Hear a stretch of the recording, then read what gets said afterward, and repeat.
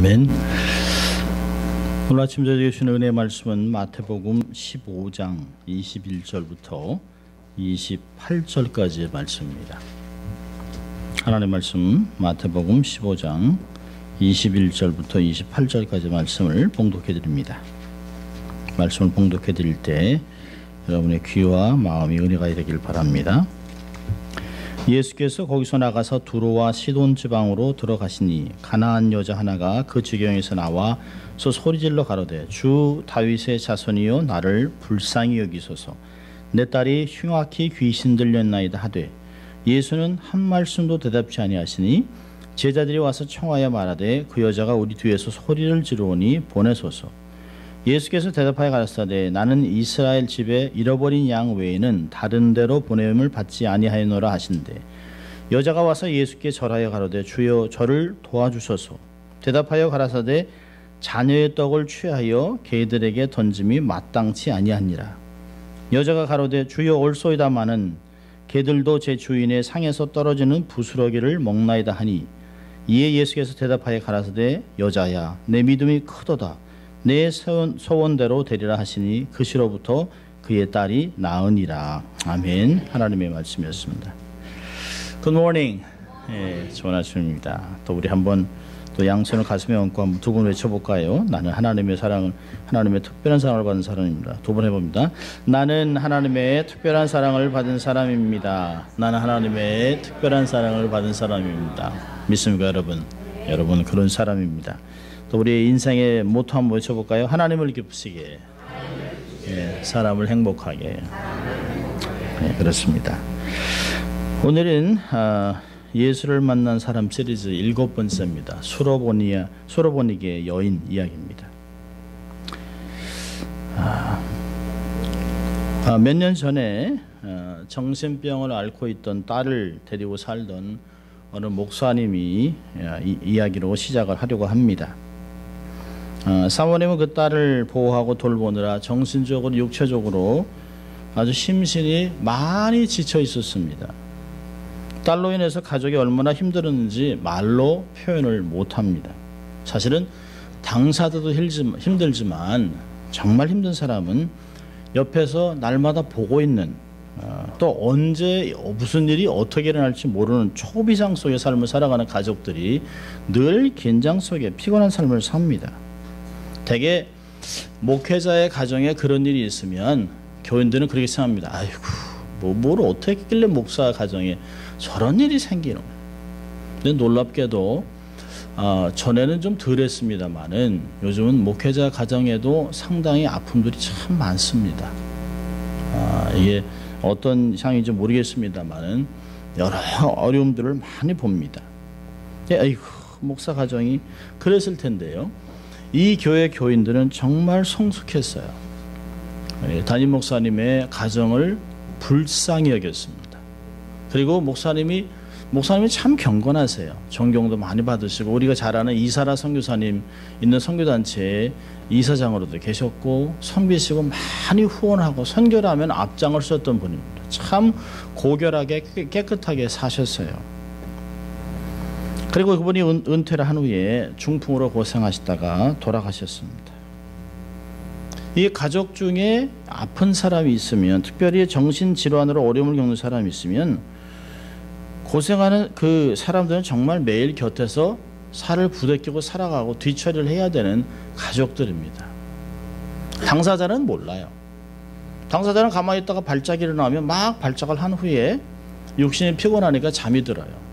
그러면 그 일이 다 터지고서는 어떻게 할 줄 모르고 있다가 어떤 때는 막 유리창을 깨기도 하고 어떤 때는 옷을 벗고 밖으로 나가기도 하고 어떤 때는 막 던져서 깨고 그러면 집안이 막 쑥대밭이 됩니다.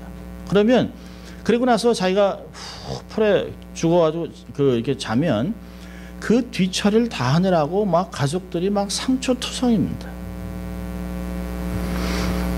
제가 신학교에서 가르치던 학생 중에 하나가 한 명이 그 목사님하고 상담을 하면서 자기도 자기의 여동생이 정신질환을 앓았어요. 그 동생 때문에 온 가족이 쑥대밭이 돼서 어머니까지 화병으로 돌아가셨어요. 그래서 너무 잘 알고 있기 때문에 목사님과 상의를 해서 목사님이 후원을 해서 이 정신 그 질환 환우, 가족들을 돌보는 사역을 시작했습니다. 평상시에는 자기 일을 못 보잖아요.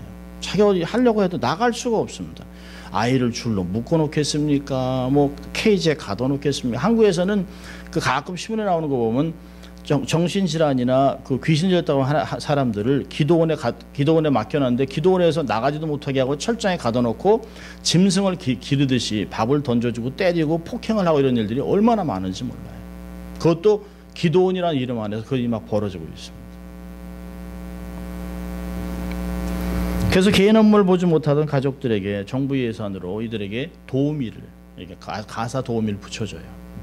그리고 한 반나절 정도 쉴 수 있도록 그 사람을 데리고 나갑니다. 그러면 청소도 하지만 푹 자요. 사실 자기의 자녀를 돌보니까 그 엄마나 아버지는 푹 자죠. 그럼 이제 재충전이 되는 일을 합니다. 제가 너무너무 귀하다고 그랬습니다.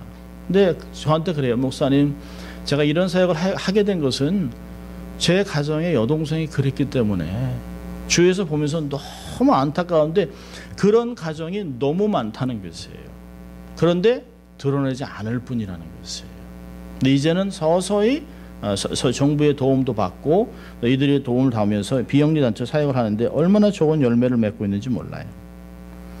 오늘은 수로보니게의 여인, 귀신 들린 딸로 인해서 가슴 아픈 엄마, 정말 가슴이 막 찢어지는 막 그런 엄마가 간절한 마음으로 예수님을 찾아와서 그분을 만나서 회복되고 치유되고 가정이 구원을 받는 그런 아름다운 이야기입니다. 여러분, 수로보니게의 여인 보면 예수님이 오늘 21절 보니까 예수님께서 두로와 시돈 지방으로 들어가셨다고 성경에 기록합니다.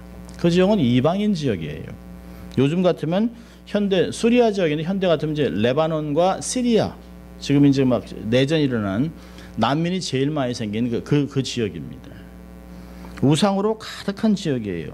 그곳에서 가나안 여인이 예수를 찾아옵니다. 이 여인은 다른 문제가 아니죠. 자식 때문에 어찌할 바를 모르는 정말 간절하고 정말 가슴 아픈 그런 엄마예요. 이 여인도 한때 사랑하는 남편과 결혼해서 임신이 되고 자녀를 막 임신해서 막 배가 불러오면서 힘들면서도 생명이 태어난다는 것 때문에 얼마나 기뻐했겠어요. 참 여인들을 보면 대단합니다. 대단해요. 위대해요. 위대하죠. 위대. 얼마나 놀라운지 몰라요. 그 생명이 태어나는 것 때문에 그 힘든 거를 다 견뎌요. 9개월이라는 세월을. 그래서 그 아이가 태어났습니다. 그래서 기쁘죠. 감사하죠. 행복하죠. 근데 행복도 잠깐. 이 아이가 자꾸 돌출 행동을 합니다. 어린아이인데도 사람의 힘으로 감당이 안 돼요. 여러분 기억하세요. 귀신은 어른들에게만 들어가는 것이 아니에요. 귀신은 어린아이에게도 들어가서 그 아이의 장래를 망쳐놓습니다. 특별히 가능성이 엄청난 아이일수록 공격이 강합니다. 그래서 이 아이들에게도 귀신이 들어가서 인격을 막 파괴시키고 자기의 몸을 장악하는 일들을 막 벌리는 것이에요. 아마 귀신 들린 딸을 키우고 있던 어머니는 하루 종일 아마 눈을 뗄 수가 없겠죠. 저 녀석이 저 무슨 일을 또 저질리나. 잠잘 때는 아이고 하다가 또 깨면 무슨 일이 벌지 모르고 가슴이 벌렁벌렁 하는 거죠. 도대체 어떤 일이 벌어질지. 엄청난 고통이죠. 성경이 굳이 흉악한 귀신이라고 기록한 것을 보면 상태가 아주 심각했을 것입니다. 이 마가복음은 더러운 귀신이 들렸다라고 얘기를 합니다. 그런 자식을 바라보는 어미의 마음은 찢어졌을 것이에요. 아마 그 당시에 귀신을 쫓아내는 축기도 있었겠죠. 무당이 얼마나 많았겠어요. 또 민간요법도 사용했겠죠. 별의별 것도 다 했지만 아무 소용이 없어요. 딸의 병을 고칠 수만 있다면 뭘 못하겠습니까? 그게 어미들의 마음 아니겠습니까? 근데 어느 날 예수님이 마을에 들어온 것이에요. 예수님에 대한 그 이야기는 이미 다 소문은 다 들었습니다. 마가복음 3장에 이미 이를 기록해놨어요. 예수께서 제자들과 함께 바다로 물러가시니 갈릴리에서 큰 무리가 쫓으며 유대와 예루살렘과 이두메와 요단강 건너편과 또 두로와 시돈 근처에서 허다한 무리가 그의 하신 일을 큰 일을 듣고 나왔다. 이미 예수에 대해서 이야기를 들었습니다. 오병이어로 5천 명 이상의 사람이 떡을 먹었다. 그리고 나서 12강조리가 넘는 부스러기가 남았다. 병을 고친다. 귀신이 쫓겨난다. 아마 다른 거 다 해도 귀신이 쫓겨난다는 말에 어미의 귀는 확 열렸겠죠. 그러면 이분밖에 없다. 근데 찾아보다가 그분이 다윗의 아들이라는 것을 듣게 됩니다. 여러분, 예수와 만나는데요, 사실 자식이 아프면 부모는 체면이 없죠. 무슨 체면이 있겠습니까? 부모 눈에는 자식이 아프면 보이는 게 없어요. 그만큼 간절한 것이에요. 아마도 이 여인은 귀신 들린 딸을 볼 때마다 수없이 절망했겠죠. 자신의 무능함을 뼈저리게 느꼈겠죠. 내가 돈이 있었으면, 내가 정말 능력이 있었으면, 자식한테 뭐든지 해주고 싶은 게 부모의 마음이잖아요. 어떻게 해든지 간에 이 아이에게 뭔가를 주고 싶은, 내 모든 걸 다 빼서 내 몸에 있는 신장, 이게 장기까지 다 줘서 아이만 건강해질 수 있다면야 그건 뭘 못하겠어요. 그게 부모의 마음이죠. 그런 자신 앞에 그런 삶 가운데 예수님을 찾아왔어요. 예수님 발 앞에 엎드려 간절히 애원합니다. 여러분, 이방 여인으로서 유대인 남자인 예수께 찾아와서 그 앞에 발에 엎드렸다고 하는 것은, 이건 당시의 규례를 벗어난 다소 도발적인 행동입니다. 있을 수 없는 일이 벌어진 것이에요. 자, 여인이 뭐라 그럽니까? 여인이 뭐라 그러냐면, 내게 자비를 베푸시옵소서, have mercy on me. 여러분, 이거는 그 당시에, 지금도 중동에서도 그렇고 마찬가지고, 지금도 거지들이 입에 달고 하는 얘기예요. 내게 자비를 베푸시옵소서. 지금은 나중에 또 이렇게 쭉 얘기를 하겠습니다만은, 지금도 중동 지역에서는 거지들은 좋은 직업입니다. 그래서 돈을 달랠 때 구걸하지 않아요. 내가 있음으로 당신들이 알라에게 자비를 베풀 수 있는, 그래서 상급받는 거니까 줄라면 주고 말란 말고. 그게 그 당시나 지금이나 중동 지역에 있는 사람들이에요. 근데 이분이 의뢰 부르셨던, 거짓의 의뢰 부르셨던 have mercy on me, 불쌍히 해주십시오, 자비를 베푸십시오라고 외치면 말문을 여는데요, 선생님 그럽니다. 랍비라고 얘기합니다. 근데 일반적으로 그렇게 얘기한 게 아니라 그 여인의 말 뒤에 다윗의 자손이라는 말을 합니다. 그러면 일반적인 선생을 얘기하는 게 아니에요. 어느 정도 유대교의 사상들을 깨닫고 이분이 메시아일 수 있다라고 하는 것을 하고 여기에 소망을 건 것이에요. 여자는 두 가지 장벽을 넘어왔어요. 하나는 여자, 하나는 이방인입니다. 성의 벽을 넘어오고 민족의 장벽을 넘어왔어요. 자, 여자의 첫 요구가, 성경을 잘 보세요. 주님, 내 딸에게 자비를 베풀어 주세요 라고 하지 않았습니다. 그는 계속해서 내게 자비를 베풀어 주십시오, 나를 불쌍히 해주십시오. 예수님이 대답도 안 하고 다른 말을 하니까 나를 도와달라고 얘기합니다. 나를 도와달라고. 사실은 정작 여자의 딸은 자기 어머니가 무슨 고통을 겪는지 몰라요. 자식들은 철부지들입니다. 우리가 가끔 그러잖아요. 자식이 아파요. 그럼 가슴이 아프죠. 어머니들이 그런 얘기 가끔 합니다. 내가 사는 게 아니야. 난 죽을 것 같아. 가슴이 억장이 터지는 것 같아. 저희 할아버지가, 막내 작은아버지가 장애인이었습니다. 어릴 때 7살 때 그 탈곡기에 손을 넣어서 잘리고 튀어나오면서 새덩어리가 눈에 들어가서 눈 하나가 없고 또 말을 못하고 농아예요. 그러니까 할아버지한테는 자식이 큰 아픔입니다. 할아버지가 약주만 드시면 연세가 많으신데도 내가 사는 게 아니라고 했습니다. 학자신데도 어디 가서 하소연할 데가 없어요. 오늘 본문에서도 보면 고통을 겪는 사람은 어머니입니다. 어머니. 자, 예수님과 대화를 하는 거 보면 참 오늘 신기한 게 많습니다. 여러분, 백부장이 자기 하인이 아프다 그러니까 예수님이 그래, 내가 가서 고쳐주마. 이게 막 이렇게 합니다. 사마리아 여인한테는요, 직접 말을 걸어요. 물을 좀 다오. 이 거라사 광인에는 그 갈릴리 바다를 건너기 전에 이미 영적 전쟁을 통해서 축기 사역을 이미 시작해 놓으셨어요. 그러니까 덜덜 떨고 예수님 앞에 나오잖아요. 그런데요, 예수님한테 그 간절한 마음으로 정말 너무너무 가슴이 아픈 엄마가 와서 얘기를 합니다. 주님, 제 딸이 흉악한 귀신에 들렸습니다. 근데 주님이 아무 얘기도 안 해요. 아주 냉정하게 말 한마디 안 합니다. 그러니까요, 제자들이 옆에서 뭐라 하냐면, 아휴, 주님 너무 떠듭니다. 한국말은 없습니다. 영어로는 keep crying. 계속 주님 그랬겠죠. 그러니까 그냥 쫓아버리자 이렇게 얘기합니다. 그러니까 예수님이 그래요.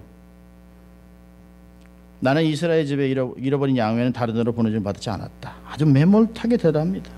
그러니까 여인이 간절해, 주님 도와주세요. 그럽니다.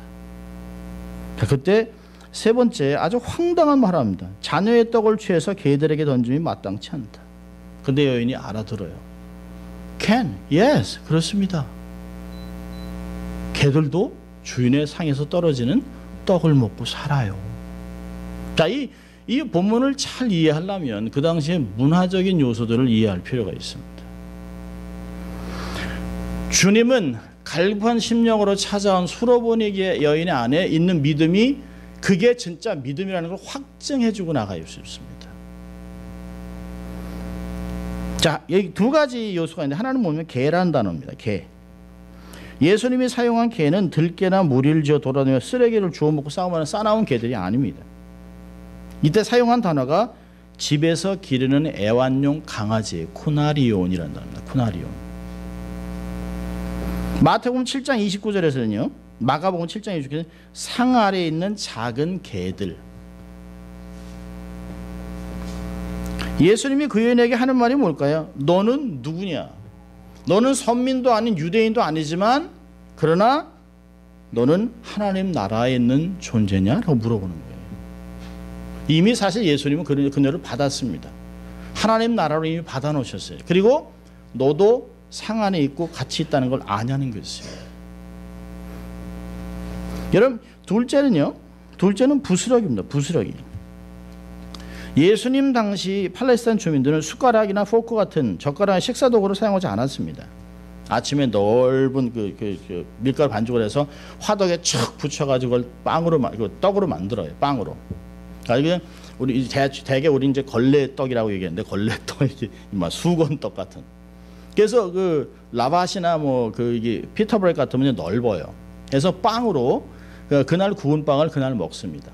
근데 그 빵이 어떤 역할을 하냐면 찢어서 기름을 찍어 먹기도 하고 그걸로 후무스를 찍어 먹기도 하고 그걸로 야채와 고기를 집어 먹기도 합니다. 근데 마지막에 음식이 끝난 후에 이거를 냅킨같이 사용합니다. 크게 뜯어요. 크게 뜯어서 그걸로 입에 있는 기름이나 이런 것들 음식들을 딴 다음에 그 다음에 땅에다 던집니다. 뭘 위해서요? 개를 위해 던져줘요. 그러니까 잔치가 있는 집은 바닥에 떨어지는 빵이 얼마나 많겠어요. 누가복음 16장 21절 보면 나사로 예화를 들으면서 동네 사람들이 나사로를 불쌍해서 부자 집 앞에 눕혀놓습니다. 데려다 놔요. 그러면 날마다 부자가 연락하고 잔치를 벌리면서 먹는 떡이 얼마나 많겠어요? 나사로가 거기서 배를 불리려 하여 있다고 하는데요. 아무도 안 줘요. 걔가 그의 헌대를 핥더라 얘기를 합니다. 여러분, 땅에 떨어진 부스러기는 상에 있는 차려진 것에 비하면 작은 것이지만 사람이 먹는 것과 상 안에서 주워 먹는 것과 내용은 같다는 거예요. 여인이 금방 알아들었습니다. 예, 주님 맞습니다. 저도 주님의 집에 있으면서 던져지는 부스러기를 먹고 있지 않습니까?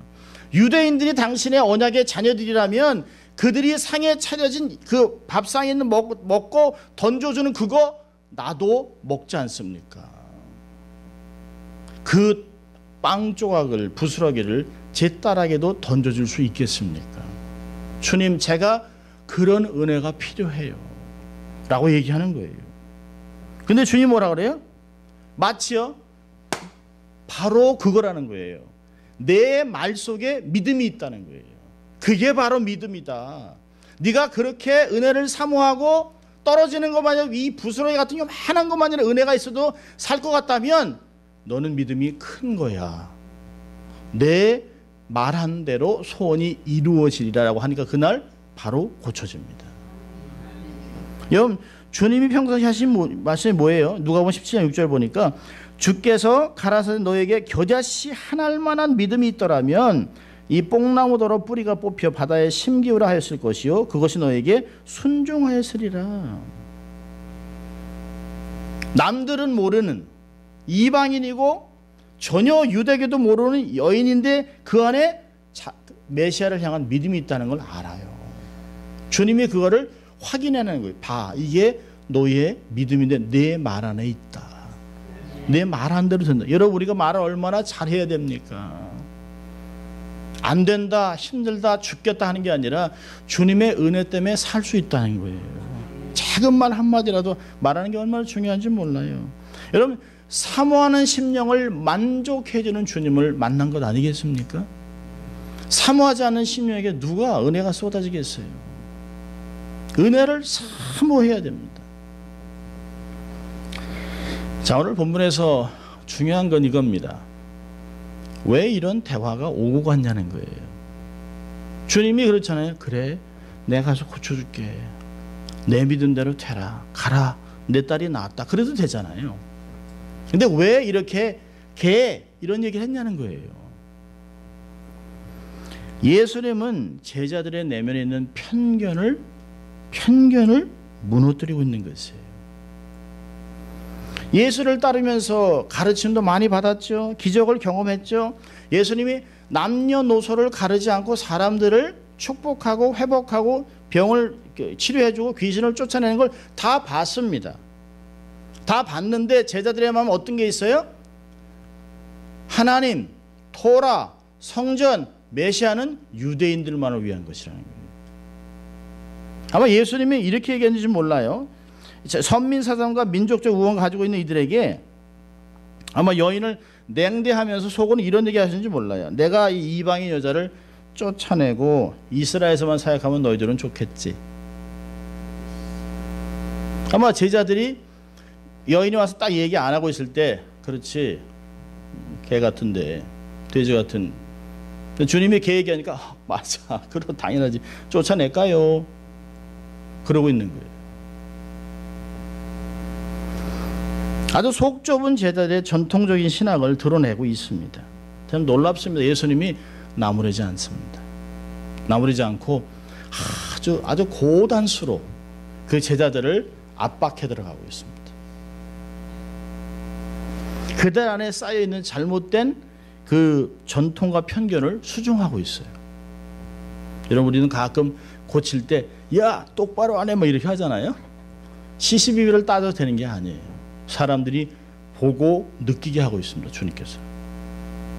여러분, 중동 전통 문화에서는 유대인들과 비유대인들을 불문하고 개를 돼지와 거의 같게 여깁니다. 돼지를 더 낮게 여기지만 개나 돼지나 50보 100보예요. 거지도 엄청 무시합니다. 아마 예수님이 개를 언급한 것은 제자들을 가르치는 의도 때문에 있습니다. 너희가 이방인을 개라고 생각하는 것도, 내가 이 여자를 개로 여기를 원하는 것도 내가 안다. 그렇지만 이방인들은 개로 취급할 대상이 아니라 너희들이 섬겨야 될 대상이야 라고 얘기하시는 거예요. 주님. 물론 구원이 유대인에게로부터 와요. 그리고 첫째는 유대인에게요, 또한 이방인이라고 하는 바울이 계속 얘기를 합니다. 그렇지만 이방인을 계속 거부하고 그럴 사람들이 아닙니다. 여러분, 제자들은 예수님과 수로보게 여인의 대화를 곁에서 보면서 아마 많은 것을 깨달았겠죠. 이방인을 보면서 키워온 편견들이 와르르르 무너진 걸 경험했을 거예요. 하나님이, 예수님이, 주님이, 메시아가 이방인들을 대하고 또 하나님의 사랑의 대상이 누군가를 발견하면서 새로운 패러다임으로 바뀌기 시작합니다. 복음은 계속 이방인에게도 가네. 주님이 이방인과 유대인을 편견 없이 사랑하시네 라고 하는 생각들을 합니다. 하나님은 세상의 모든 사람을 차별하지 않습니다. 동일하게 사랑하세요. 남녀노소 어떤 것을 갖고도 하나님 사람을 그렇게 분별하지 않습니다. 차별하지 않습니다. 두 가지만 한번 우리가 이 말씀에서 교훈을 한번 찾아보죠. 적용하는데 첫째는 뭘까요? 믿음으로 주를 지속적으로 찾으라는 거예요.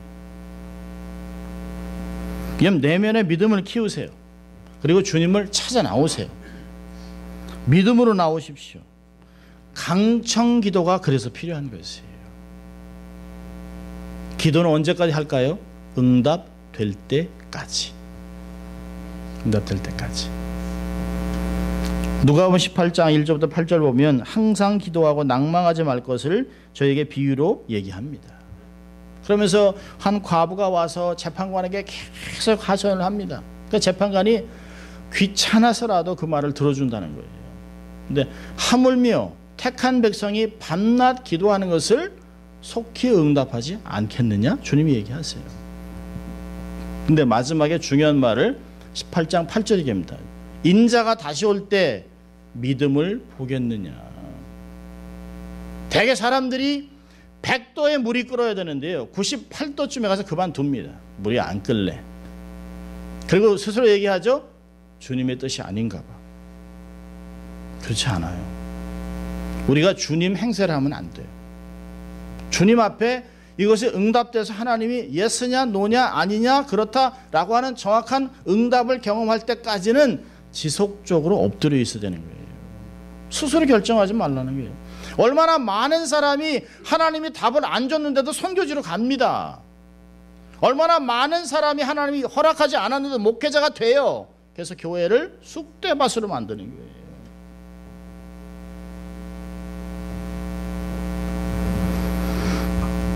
여러분, 주님 앞에 나올 때 체면을 버리고 겸손하게 갈급한 심령으로 지속적으로 나와야 돼요. 여러분, 우리의 기도가 어때야 될까요? 주님, 제가 믿음이 없습니다. 믿음을 더하여 주시옵소서. 이게 아침마다 하나님께 드려야 될 기도예요. 여러분, 우리가 믿음이 있다 생각할 때 그때가 넘어지는 거예요. 섰다고 생각할 때 조심하라는 게, 넘어지니까 조심해라. 사고는 등산할 때 일어나지 않습니다. 하산할 때 일어납니다. 사람이 높은 데 가면 떨어지는 확률이 많습니다. 예민하게 기도하고 있을 때 주의 음성을 파악해요. 만약에 자식의 떡을 개한테 주지 않는다. 아니, 날 개라고, 개 취급해요? 에이 하고 가버리면 끝나는 거예요. 근데 주님이 이 여인의 믿음의 수준을 알아요. 여러분, 기도하면 기도하는 만큼 말씀으로 영적인 예민함을 키워야 되는 거예요. 하나님의 음성을 바로 깨달을 수 있도록 분별력을 키워나가야 되는 것이에요. 기도만 한다고 되는 것이 아니에요. 말씀을 근거로 하나님께 나가서 그걸 가지고 믿음을 키워서 하나님께 기도하는 거예요. 예민하게 주의 음성과 말씀을 분별하며 순종하면서 하나님께 나오세요. 무슨 체면이 필요합니까? 은혜 받는데. 내가 변해야 되는데, 내가 살아야 되는데 무슨 체면이 필요해요? 무슨 목사고 장로고 체면이 필요합니까? 내 딸이 죽어가는데, 내 심령이 죽어가는데, 내가 속이 타는데 하나님 앞에 나와야죠. 그게 믿음으로 주를 나오는 거예요. 대충 하다 그만두는 것, 대충 하다가 기도, 그건 기도가 아니에요. 그건 믿음이 아닙니다. 자, 두 번째로는 고정관념을 버리세요. 고정관념과 편견을 버리세요. 에드먼 버크라고 하는 사람이 이런 말을 했어요. 우리는 오래된 편견을 던져버리는 대신 상당히 소중히 여긴다. 더욱 수치스러운 것은 그것이 편견이기 때문에 소중히 여긴다는 점입니다. 여러분 심리학에서 연구한 고정관념이 뭐냐면 가난한 사람은 정직하고 부자는 교활하다. 안 그래요. 가난한 사람도 교활한 사람 많아요. 부자도 얼마나 폭이 넓은 사람 많은데요. 여러분 이스라엘 사람들이 잘못된 고정관념 때문에 메시아를 거부한 거 아니에요. 여러분 생사가 달려있는 거예요. 고정관념은, 편견은. 우리는 가끔 이렇게 말하는 거 듣죠. 이거 얼마나 오래된 전통인데요. 500년 된 전통인데요. 새롭게 바꾼들 나와줄 수 있어요? 없지. 그리고 또 가끔 이렇게, 우린 그렇게 한 적이 없어요. 본 적도 없어요. 얼마나 속이 좁습니까? 우리가 못 봤다고 반대합니까? 세상은 넓어요. 볼 게 많아요. 성경적이 아닌 전통, 전례, 관례 모두 버려야 돼요. 하나님의 마음과 뜻으로 세상의 벽을 뛰어넘어야 합니다. 벽을 허물어야 돼요. 이제 안 돼. 저 사람, 이 녀석은 안 돼. 일본 사람 쪽발이 안 돼. 중국 사람 떼놈 더러워. 언제 사람이 될래나. 무슬림 테러리스트, 이건 소망이 없어. 이건 안 좋은 선입관입니다. 그 안에도 하나님을 사랑하는 사람이 얼마나 많은지 몰라요. 지금 비록 그렇지만 우리가 가져야 될 마음은 아직 예수를 모르기 때문에 저러는 것이에요. 여러분 불신자를 보는 마음이 어떻게 될까요? 주님을 알면 저러겠어요? 안 그러죠. 세상 사람이 예수님을 안다면 그렇게 행동하겠어요? 절대 그렇지 않죠. 모르니까. 그래서 우리가 있는 거예요. 그래서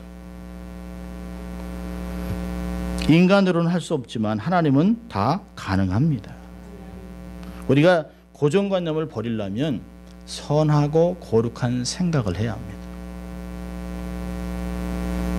열린 생각과 자세를 가지세요. 마음과 생각을 넓히세요. 고린도 전서에서 사도 바울이 고린도 교인들한테 그러잖아요. 너희들 은사도 많고 능력도 많은데 내가 하는 것 같이 너희도 마음을 좀 넓혀라. 속이 너무 좁다는 거예요. 마음을 넓히라는 거예요. 생각을 넓히라는 것이에요. 여러분 믿음은요, 관용의 폭에 있습니다. 내가 얼마나 많은 사람을 품을 수 있을까? 얼마나 넉넉하게 품을 수 있을까? 이건 안 돼, 저건 안 돼, 다 쳐내면요 없어요. 근데 사실은 관용은 내 생각을 죽일 때 생겨요. 우리가 어떤 사람일까요?